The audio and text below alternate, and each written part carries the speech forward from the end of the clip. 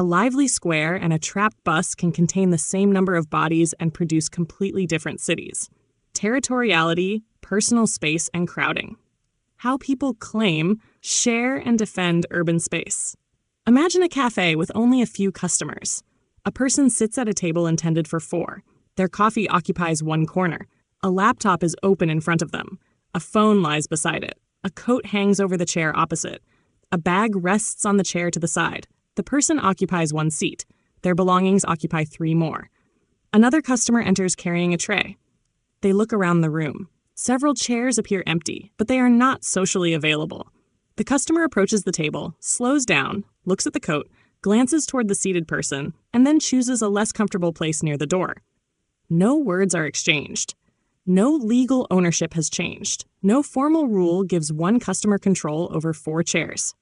Yet a small territory has been created, recognized, and respected. The coat is not merely a coat.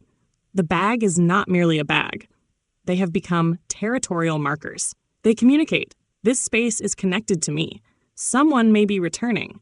Using it will require negotiation. Do not treat it as unclaimed. The approaching customer understands the message. The objects have transformed the behavioral meaning of the chairs. Now imagine the cafe becomes crowded. Every table is occupied. People are waiting. The same arrangement begins to look different.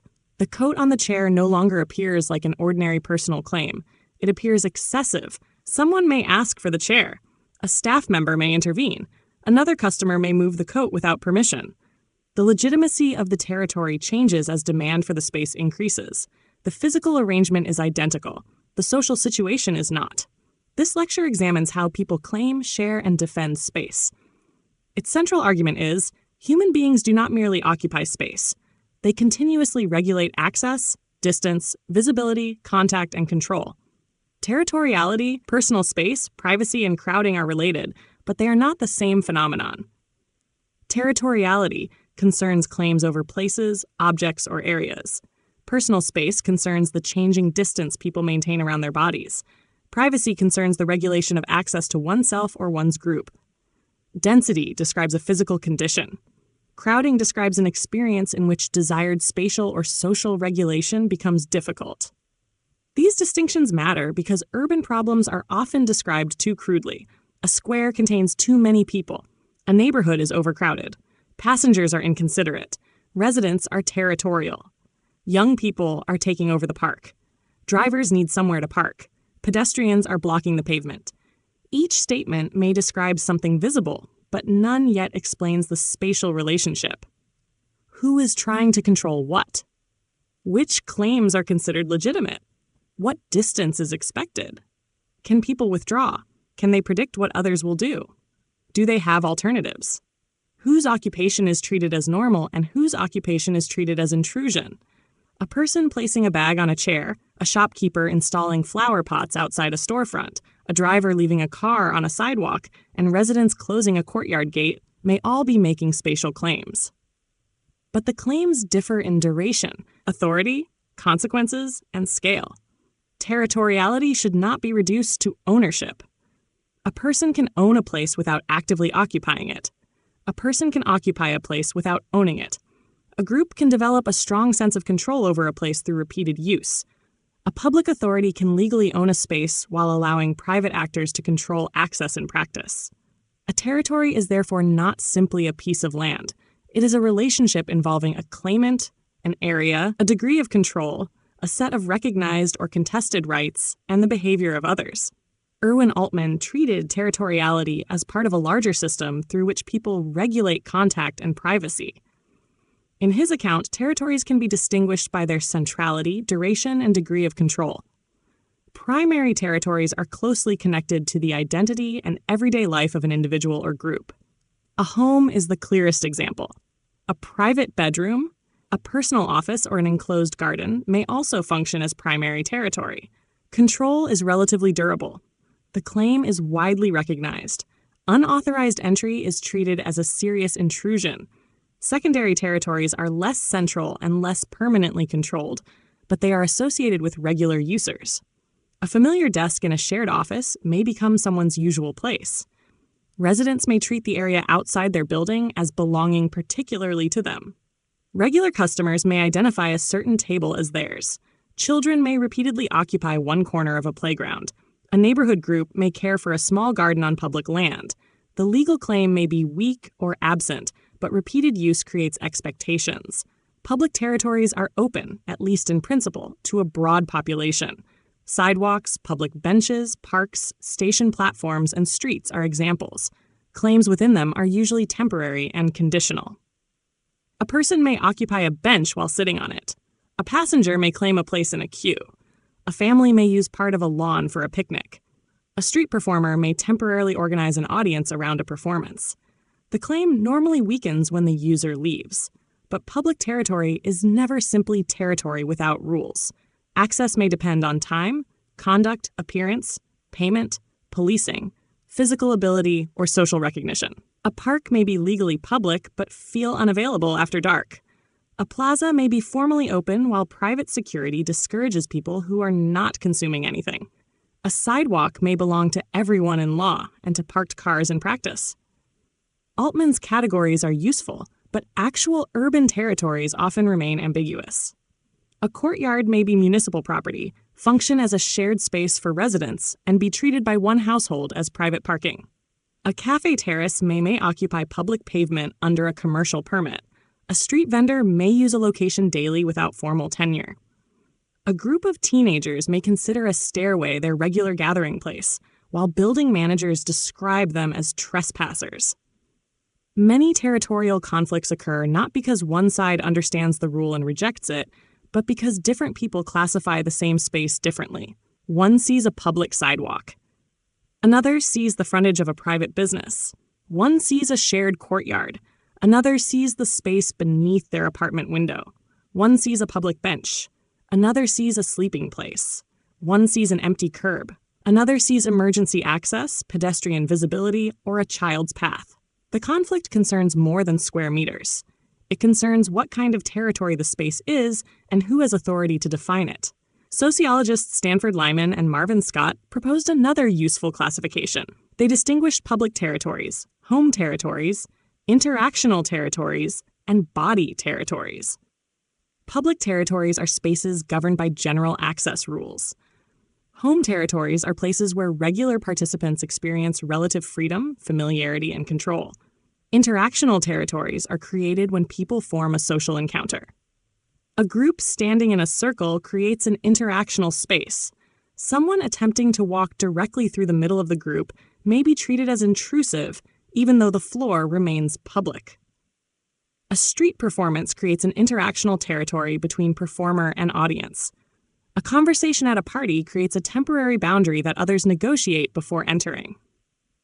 Body territory concerns the person and the space immediately associated with the body. Touching someone without permission is an obvious intrusion. So is staring continuously, standing uncomfortably close, taking someone's belongings, or blocking their movement. This classification helps us see that territories can exist without walls. A conversation can produce a boundary. A queue can produce an ordered line. A person resting on the ground can establish a temporary claim around their body. A group of children playing can create a moving territory that others avoid. Urban space contains many invisible boundaries. People perceive these boundaries through objects, posture, orientation, gaze, movement, and the behavior of others. A person sitting in the center of a bench communicates a different spatial arrangement from someone sitting at one end. Two people facing one another establish a stronger interactional enclosure than two people looking in the same direction. A family spreading a blanket on the grass creates a visible boundary. A construction cone suggests controlled space even when it has no legitimate authority behind it. A chair placed in a parking space can make a private claim on public land through almost absurdly modest technology. Territories are communicated through markers. A marker can be an object, sign, boundary, modification, or trace of use. Fences, walls, doors, and gates are strong markers. Names on office doors identify an authorized occupant. Coats, bags, books, and cups can reserve seats temporarily. Potted plants can transform an anonymous entrance into a cared-for threshold. Graffiti can mark presence, identity, or control. A parked vehicle can hold a curb space for hours or days. A traffic cone may claim a space before any authorized activity begins. People also mark territories through personalization. Photographs, decorations, furniture arrangements, and locally maintained planting communicate attachment. Personalization can make a place more legible and cared for. It can also warn outsiders that the space is controlled. The same flower pot can be welcoming, territorial, or obstructive depending on its position and social context. Territorial markers reduce the need for continuous confrontation. A closed door allows someone to regulate access without repeatedly saying no. A bag on a chair communicates temporary occupation. A low fence indicates a boundary while preserving visibility. A line on the floor organizes waiting. When markers are understood and accepted, they make social coordination easier. But markers do not merely communicate existing rights. They can manufacture claims. A shopkeeper places one advertising board on the pavement. It remains. A second object appears. Then a table. Then several chairs. The public passage gradually becomes commercial frontage. A resident places a cone in an empty parking space. The cone is respected. Soon the space appears to belong to the resident. An informal claim becomes routine. Routine becomes expectation. Expectation begins to resemble ownership. This is territorial accumulation. The process often occurs in small increments that appear individually harmless. No single object seems to transform the space. Together, they change who can use it and how. Territoriality, therefore, connects directly with social norms. A claim becomes stronger when others recognize it. A chair in the street has no magical legal force. Its power comes from expectations. Will other people move it? Will the claimant confront them? Will neighbors support the claim? Will officials ignore it? Will the inconvenience of challenging it exceed the value of the space? Territories are sustained not only through physical barriers, but through anticipated reactions. This brings us to encroachment. Lyman and Scott distinguish several ways territories can be disturbed. Violation involves using or entering a territory without authorization. Someone sits in another person's usual seat. A vehicle enters a pedestrian area. A stranger crosses the center of a private gathering. Invasion is more extensive. The outsider takes control of the territory or displaces its established users. A commercial terrace expands until pedestrians can barely pass. Cars gradually occupy an entire courtyard. A public square becomes dominated by a private event. Contamination occurs when something unwanted is introduced into the territory. Noise enters a home. Smoke reaches neighboring tables. Waste is left in a shared stairwell. A bright advertisement enters the visual field of a public space. Contamination is important because territorial boundaries are not only horizontal lines on the ground. Sound, light, smell, surveillance, and air cross physical boundaries. A resident may control the interior of an apartment, but not the traffic noise entering through the window. A person may sit alone while remaining exposed to cameras, headlights, or unwanted attention. Control of territory is always partial. People respond to encroachment in different ways. They may defend the territory directly. They may ask someone to move, close a door, install a barrier, call an authority, reposition furniture, display a sign. They may also withdraw, choose another seat, change route, avoid the place, move home, stop participating. Withdrawal is easy to miss because it leaves no visible conflict. A public place may appear peaceful because the people most uncomfortable there have already left. Absence should not be mistaken for successful sharing. Territorial defense can also be anticipatory. A person places belongings on adjacent seats before anyone approaches. A building installs access control before a specific incident occurs. A homeowner designs a frontage to discourage sitting. A public authority removes benches to prevent sleeping. The anticipated user is excluded before making a claim. This is where territoriality becomes architecture. Defensive architecture uses physical form to prevent or restrict particular occupations. Dividers interrupt benches. Sloped surfaces prevent lying down. Studs make ledges unusable. Sprinklers discourage people from remaining. Fences separate groups. Lighting and sound may be designed to disperse particular users. Such interventions are often presented as neutral management. But an object that prevents one use usually preserves another social order.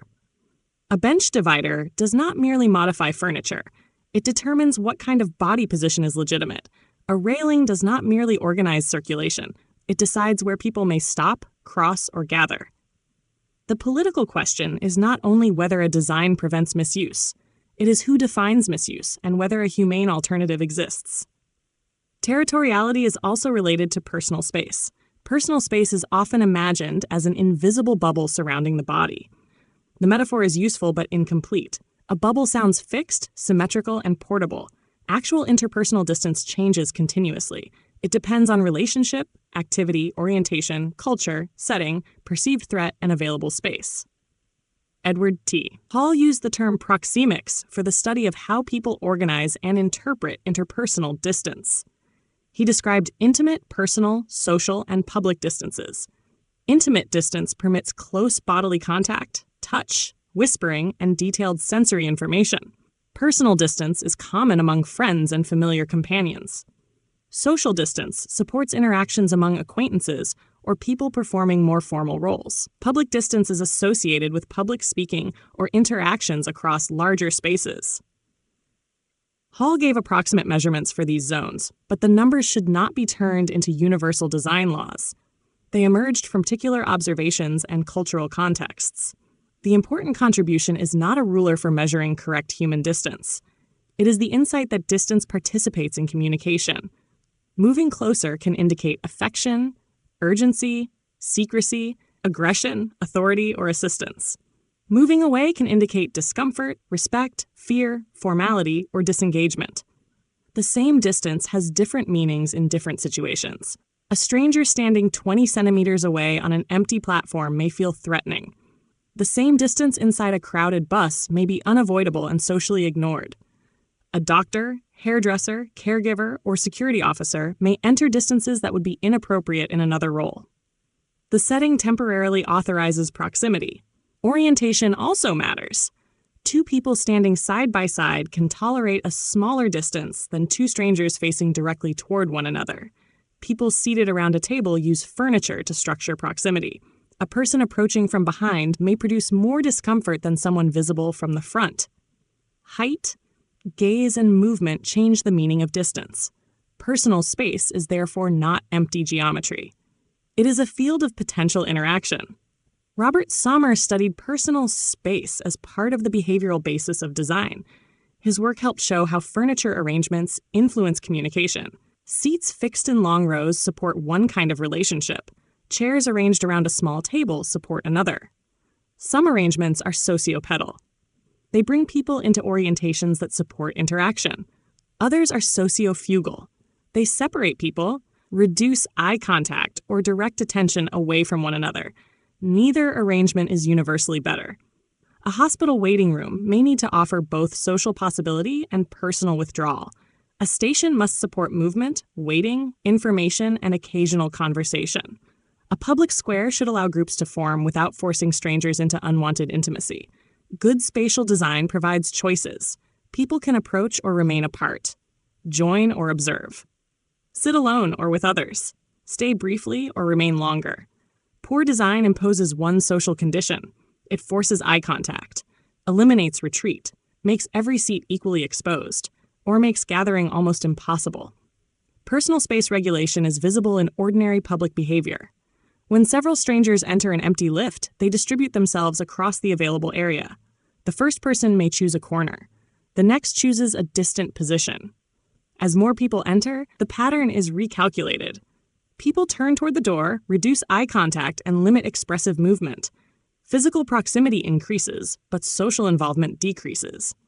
This is an important paradox. When distance cannot be maintained physically, people may create psychological distance through gaze, posture, and attention. The same process occurs on crowded public transport. Passengers may look at phones, stare through windows, or become unusually still. They cooperate by behaving as though unavoidable contact carries reduced social meaning. This tacit agreement protects privacy under conditions of proximity. But the agreement is fragile. A prolonged stare, unnecessary touch, or expansive posture can make the same physical distance feel intrusive. The problem is not proximity alone. It is proximity combined with uncertainty about intention or control. Gender strongly shapes this experience. A crowded vehicle does not create the same risks for everyone. Women may monitor proximity, gaze, exits, and unwanted touch more intensely because the probability and consequences of harassment differ. Children, older adults, people with disabilities, and members of stigmatized groups may also experience spatial exposure differently. A design analysis that measures only bodies per square meter misses the distribution of vulnerability. Who can safely ask another person to move? Who is believed when reporting intrusion? Who can leave? Who must remain because the route, vehicle, or service has no alternative? Personal space is therefore not simply a cultural preference. It is affected by power. Status changes who may approach whom. An official may enter someone's space while asking questions. A customer may expect service workers to tolerate proximity or intrusion. A motorist inside a vehicle may approach a pedestrian with a degree of physical force that would be unthinkable in face-to-face interaction. A person who occupies more space is not always judged equally. The expansive posture of a high-status person may be interpreted as confidence. The same posture from another person may be treated as disorderly or threatening. Cultural variation matters, but it must be handled carefully. People learn different conventions regarding touch, interpersonal distance, eye contact, queuing, household privacy, and the use of public space. However, cultures are not internally uniform. Age, gender, class, setting, urban experience, and relationship can produce major differences within the same society. It is misleading to say that one culture simply stands closer and another farther away, as though millions of people share one permanent spatial setting. A better approach is observational. How do people regulate distance in this situation? What signals discomfort? When is proximity accepted? How do strangers repair accidental contact? Which differences are attributed to culture and which arise from density, transport conditions, architecture, or power? Proxemics should open inquiry, not end it with national stereotypes. Privacy is the larger regulatory process connecting many of these behaviors. Privacy does not necessarily mean isolation. Altman described it as the selective control of access to the self or group. People sometimes want less contact. At other times, they want more. A person alone in a new city may experience privacy as loneliness. The same person after a day of meetings may desperately need solitude. A family may close the door during a private conversation and open it when welcoming guests. Children move between seeking independence and seeking attention. Privacy is therefore dynamic. The goal is not maximum separation. It is an acceptable match between desired and actual interaction. When actual contact exceeds what is desired, people experience intrusion or crowding. When contact falls below what is desired, they may experience isolation. People regulate privacy through several mechanisms. They use doors, curtains, walls, screens, and distance. They change posture, lower their voices, turn away, use headphones, choose corner seats, avoid eye contact, move to another location, control information, form groups, establish schedules. A closed office door regulates access. So does a person reading intensely on a train. Architecture and behavior work together. A library can provide privacy without enclosing every person in a room. Seating orientation, acoustic control, visual screening, and predictable conduct can allow many strangers to share space while maintaining limited involvement. A park can provide retreat through edges, vegetation, elevation, and a choice of paths. A home can support privacy by allowing household members to separate activities rather than forcing every action into one room. The quality of an environment depends partly on how well it allows people to regulate contact. This is where privacy meets crowding.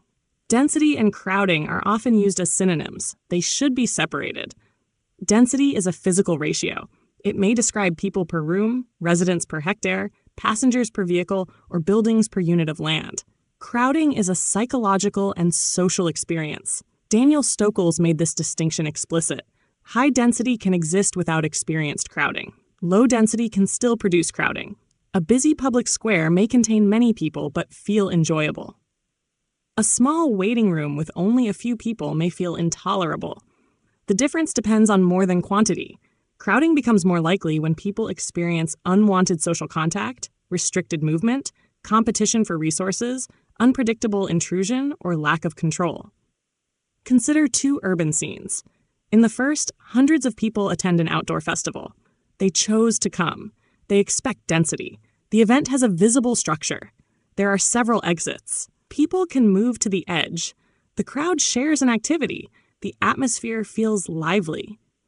In the second, 50 passengers are trapped inside a delayed bus. They did not choose the density. They do not know when the journey will continue. Heat and noise increase. Bodies block the exit.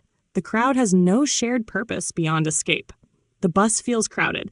The number of people alone does not explain the difference. Control matters. Voluntary density is often experienced differently from imposed density. Predictability matters. People tolerate close contact more easily when they know how long it will last and what will happen next. Duration matters. A brief, crowded lift journey differs from hours in an overcrowded home. Goal interference matters. Density becomes stressful when it blocks actions people are trying to perform. Social meaning matters. A crowd of fellow supporters at a match differs from a crowd perceived as hostile. Resources matter. Enough seating, ventilation, information, toilets, exits, and staff can change how density is experienced. Spatial structure matters. Edges, alcoves, multiple routes, and visual openness can allow people to regulate involvement. An escape option matters even when it is not used. Knowing that one can leave can reduce the sense of entrapment. Crowding, therefore, concerns the loss of effective regulation. This can be expressed simply. Density tells us how many people or objects occupy a space. Crowding tells us whether people can still control contact, movement, and access under those conditions. This distinction is crucial for urban policy. Arguments against density sometimes use the negative experience of badly designed or unequal environments as evidence against urban concentration itself. But density can support public transport, local services, social life, walkability, and efficient infrastructure. The problem is not automatically that people live near one another. The problem may be insufficient housing space, poor sound insulation, no access to outdoor space, inadequate services, dangerous circulation, little privacy, or extreme competition for shared resources. A dense neighborhood with generous public space, reliable transport, quiet homes, and nearby services may feel less crowded than a lower density area where every useful destination and route becomes congested. Urban density and domestic overcrowding must also be distinguished. A city may have high residential density while individual households have adequate space. Another city may spread outward while low-income households remain overcrowded inside small dwellings. Buildings per hectare do not reveal persons per room. Population density does not reveal the distribution of space.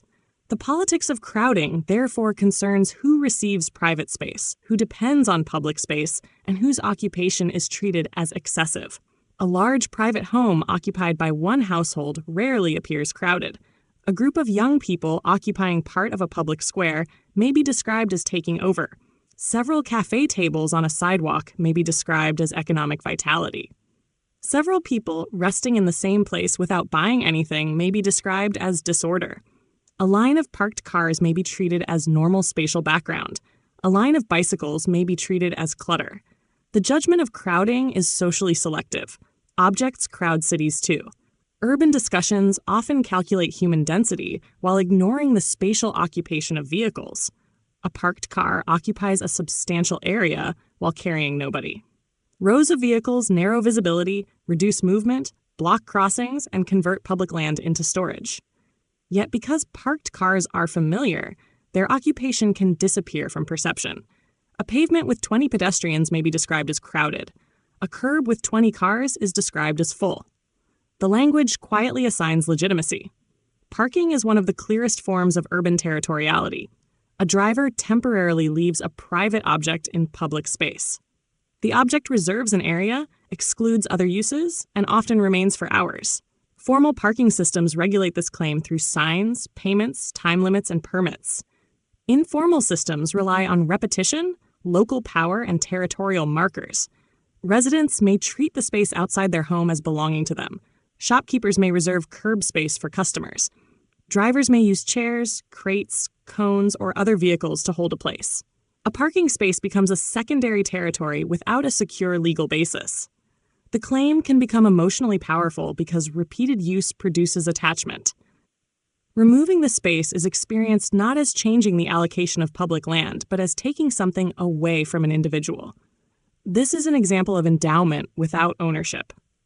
Long-tolerated access begins to feel like possession. The public authority may have created this expectation by failing to define or enforce the territory. Parking also functions as a mobile territorial claim. When moving, a vehicle requires dynamic space around it. Speed expands that requirement. A fast-moving car does not occupy only its physical footprint. It requires stopping distance, clearance, visibility, and a zone into which pedestrians are discouraged from entering. Road design grants this moving territory continuity. Pedestrians receive crossings at intervals. Children are instructed not to enter the street. Objects are removed from clear zones. The driver's territorial envelope expands with speed, while everyone else's field of action contracts. This connects territoriality with affordances. Allocating a lane to fast vehicle movement affords continuous driving and constrains crossing, lingering, and play. Allocating the same space to a market, school street, or public gathering creates another territorial order. Urban design is partly the institutional assignment of legitimate territories. Sidewalk conflict illustrates this clearly. A sidewalk may need to support walking, wheelchair movement, strollers, waiting, social interaction, trees, lighting, utilities, deliveries, outdoor commerce, and access to buildings. When the available width is insufficient, these activities compete. The resulting conflict is often described as bad behavior. Pedestrians are careless. Businesses are selfish. Delivery workers block the way. People stand in the wrong place. But the setting may have assigned too many incompatible functions to one narrow strip while protecting a much larger area for vehicle movement and storage. Territorial conflict can reveal prior spatial decisions. The question is not merely who is blocking whom. It is why these activities were forced to negotiate over the smallest share of the street. Courtyards offer another example. In many cities, inner courtyards once supported play, sitting, household work, social contact, trees, deliveries, and circulation. Cars gradually entered. At first, there may have been one or two, then more. The courtyard's territorial order shifted. Vehicle access required clear paths. Parking required fixed areas. Children's play became dangerous or inconvenient. Benches disappeared. Residents began treating every empty surface as potential parking. The change may never have been formally debated. Repeated occupation produced a new normal. Eventually, proposals to restore trees or play space appear to remove parking rather than recover common territory. This is how commons are privatized behaviorally before they are privatized legally. Territoriality can protect shared space as well as appropriate it. Residents who maintain a courtyard, observe entrances, and challenge dumping may strengthen collective control. Community gardens create stewardship. Regular users of a park may provide informal surveillance and assistance. A sense of ownership can support care even where legal ownership remains public. The challenge is to distinguish stewardship from exclusion. Does the group care for the space while preserving fair access, or does it use care as a justification for controlling who belongs? The language of ownership can move in both directions. This is our park can mean we share responsibility for it. It can also mean people like you should leave. Oscar Newman's theory of defensible space argued that residential design could support territorial definition, natural surveillance, and residents' capacity to control surrounding areas.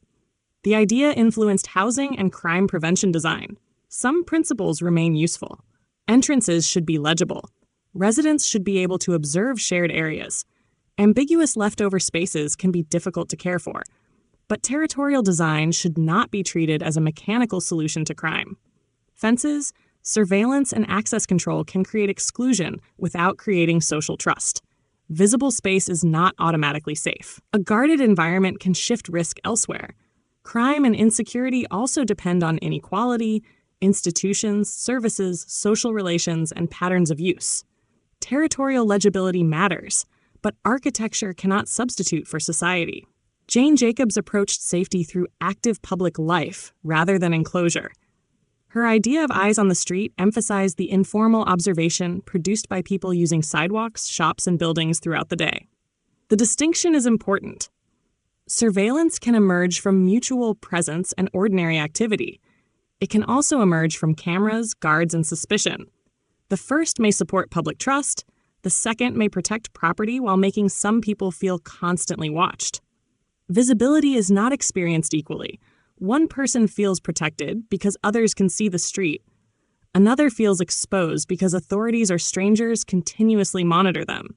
Crowding and surveillance can therefore coexist. A person may have no privacy even in an almost empty plaza if the space is intensely monitored. Territoriality also operates through time. A space can belong to different groups at different hours. A square functions as a commuter route in the morning, a lunch space at midday, a children's play area in the afternoon, and an evening gathering place later. A curb may support deliveries early in the day, transit operations during peak periods, and public use at night. Time-sharing can reduce territorial conflict. But temporal rules must be legible and credible. If delivery access is permitted for 10 minutes but vehicles remain for hours, the temporary claim becomes occupation. If a street is declared pedestrian on weekends but drivers continue entering, the territory remains ambiguous. Time is part of spatial control. Waiting also creates territorial claims. A queue organizes access through sequence rather than ownership. Each person temporarily controls a position. The territory is abstract but socially powerful. Someone joining at the front does not steal land. They violate an ordered claim to time. Queues can be marked physically by barriers and lines. They can also exist through memory and mutual recognition. In some settings, people ask who is last. In others, they take numbered tickets. In others, a crowd forms around an access point. An order must be renegotiated continuously. The design of waiting changes the amount of conflict and cognitive work required. A clear queue protects claims impersonally. An ambiguous queue forces each participant to monitor and defend their position. People who cannot stand for long, see the order, or move quickly may be disadvantaged. What looks like impatience may be a failure of territorial organization. Benches provide a miniature laboratory for studying shared territory. A person sitting at one end leaves space that appears available. A person sitting in the center reduces the probability that strangers will join. A bag can reserve an adjacent place. An arm stretched along the backrest expands occupation. Two strangers may sit at opposite ends and create a buffer between them.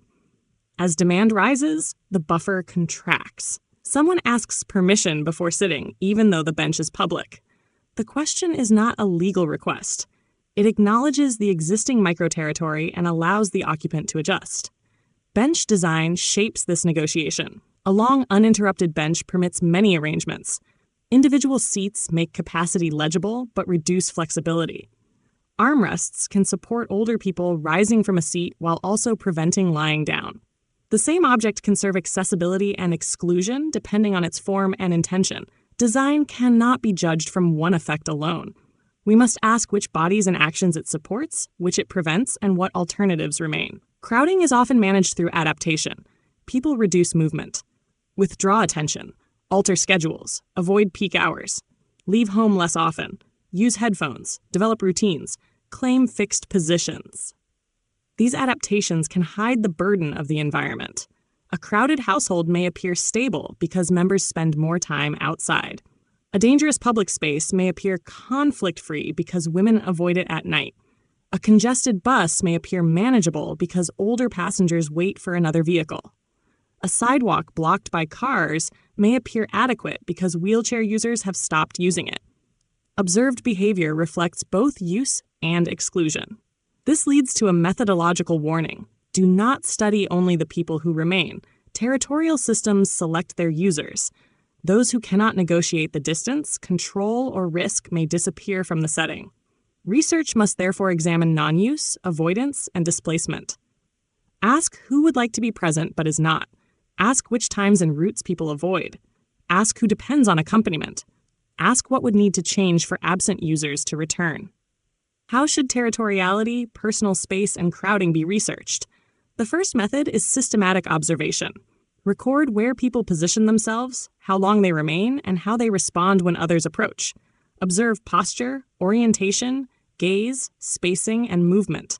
Do people place objects on adjacent seats? Do they form groups with inward-facing boundaries? Do newcomers ask permission? Do people move when density increases? Where do conflicts occur?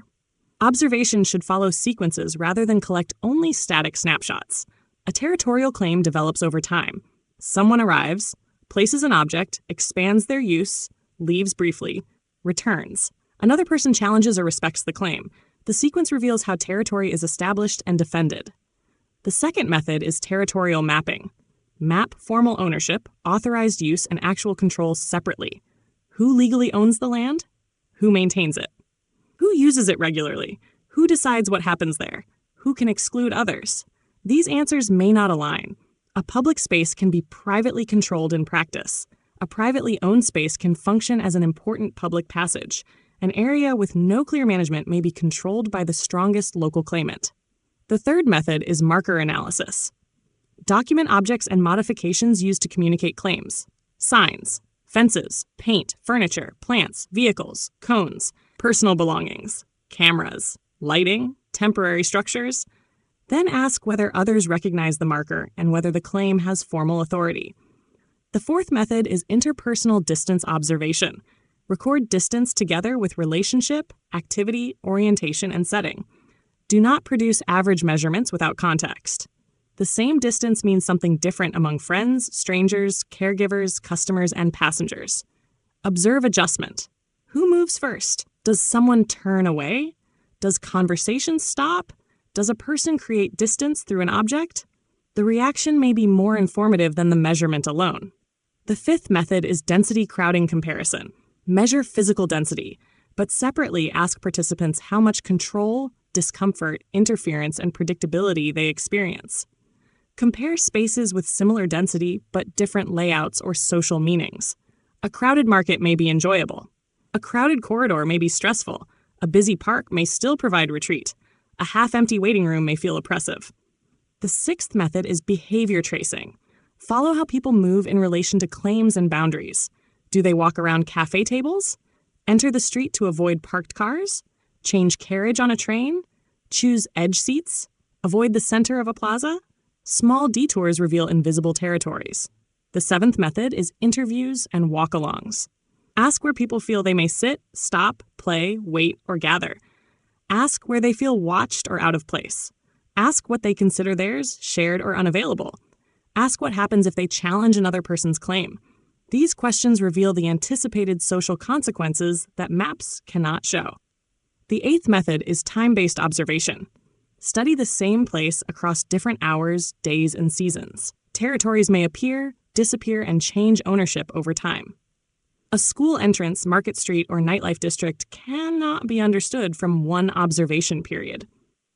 The ninth method is conflict and repair analysis. Observe moments of encroachment. Who objects? Who apologizes? Who withdraws? Who calls an authority? Which claims are defended successfully? Which people are expected to accommodate others? Conflict reveals the hierarchy of territorial rights. The 10th method is absence analysis. Interview potential users who avoid the place. Accessibility studies, safety audits, and household research are essential here. The most excluded users may leave the least visible behavioral evidence. The 11th method is before and after evaluation. When seating, access rules, parking, lighting, landscaping, or circulation changes, examine more than total use. Did the range of users change? Did people stay longer? Did territorial conflicts move elsewhere? Did one group's improved control reduce another group's access? Did perceived crowding decline even if density increased? Several analytical mistakes should be avoided. The first is treating territoriality as instinctive ownership. Human territorial behavior is socially organized, culturally interpreted, and institutionally supported. The second is assuming that legal ownership explains actual control. Formal and operational territories often differ. The third is treating personal space as a fixed bubble. Distance varies with activity, relationship, orientation, setting, and power. The fourth is universalizing Hall's distance categories as precise measurements for every culture and situation. They are an analytical vocabulary, not municipal engineering standards for human intimacy. The fifth is equating density with crowding. Density is physical. Crowding is relational and experiential. The sixth is assuming that high density necessarily produces social disorder.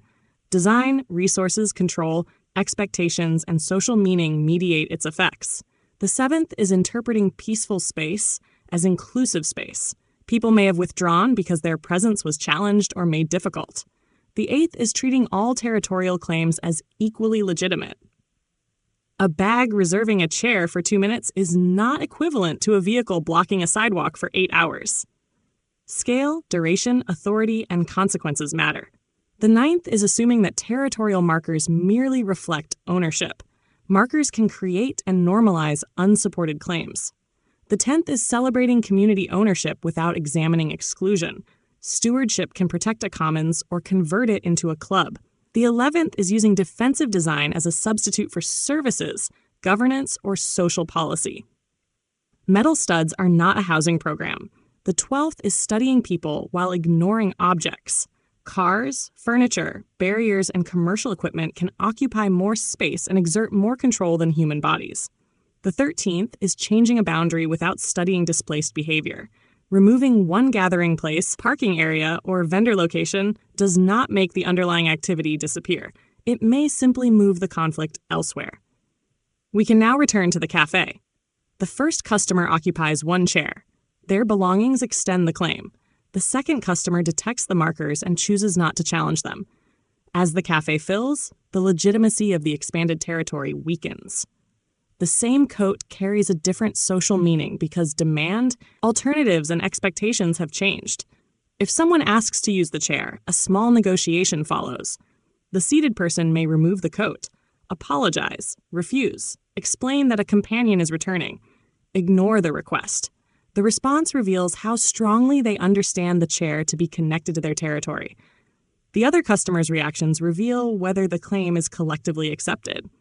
This tiny scene contains the larger structure of urban spatial life. People create territories without legal ownership. Objects communicate claims. Others interpret them. Claims expand and contract with context. Density increases competition. Personal distance is negotiated. Access depends on the ability to challenge. Order emerges through a mixture of physical arrangement, convention, power, and repair. Now enlarge the cafe into a city. A coat becomes a parked car. A chair becomes a curb space. A table becomes a commercial terrace. A personal boundary becomes a gated courtyard. A request to share becomes a political dispute over public land. The scale changes, but the questions remain recognizable. Who is occupying the space? What makes the claim appear legitimate? How long does it last? What does it prevent others from doing? Who can contest it? Who must adapt? And what happens when a temporary claim becomes normal enough to resemble ownership? The final questions are therefore not only how much space is available. We must also ask, who controls it? Who is expected to share? Who may remain without explanation? Which boundaries are visible? Which are social but unwritten? What distances can people regulate? Who can withdraw? Who is exposed to observation, noise, touch, or interruption? Which objects are treated as legitimate occupants? When does care become control? When does occupation become exclusion? When does density become crowding? Which groups disappear before conflict becomes visible? What claims does the city protect through design and enforcement? What private uses have gradually occupied common space? And what kind of public life becomes possible when people can be near one another without losing control over movement, contact, and dignity? A city is not simply divided into public and private property. It contains primary territories, secondary territories, temporary territories, interactional territories, and territories of the body. Some are enclosed by walls. Others are marked by a coat, a glance, a parked car, a circle of conversation, or the memory of repeated use. People continuously claim, recognize, negotiate, violate, and defend them. Crowding begins not at a universal number of bodies per square meter, but when people can no longer regulate the spatial and social relationships that matter to them. The task of urban design is therefore not to eliminate territoriality. That would be impossible and undesirable. People need places they can inhabit, personalize, care for, and sometimes control.